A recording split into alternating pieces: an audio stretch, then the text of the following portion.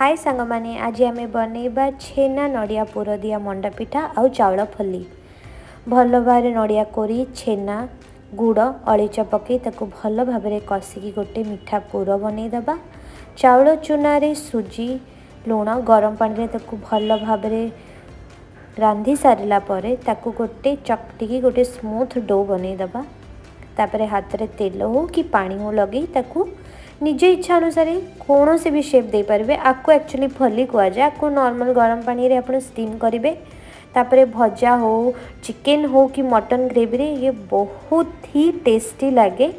एबे जो रेस्ट आमर अटा बंची थिला एबे ताको आमे मंडा पिठा बनईदबा। तार भी माँ बहुत गुड़ाए शेप जानी जोटा मुझे जानी ना सत कौचे मुझे शिखुची धीरे धीरे आ बहुत स्पीड भी बनाती।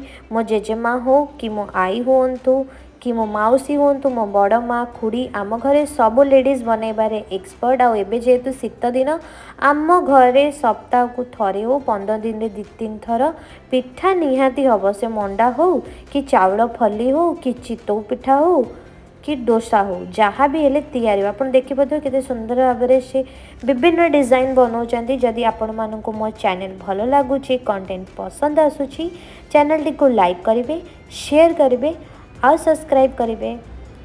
देखो केते शीघ्र शीघ्र बनाऊँच आ वीडियो टी स्पीड भी कर देछि टाइम लिमिट्स पाई किंतु मो माँ बहुत ही स्पीड रे बनाती से सब डिजाइन करके मते देखौचंती। आपण मानकु पिठा भल लगे ना नहीं कमेंट जनइबे।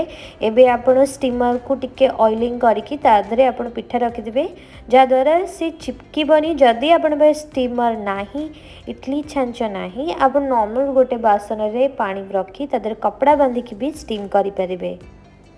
बस खातु पियंतु एंजॉय करंतु।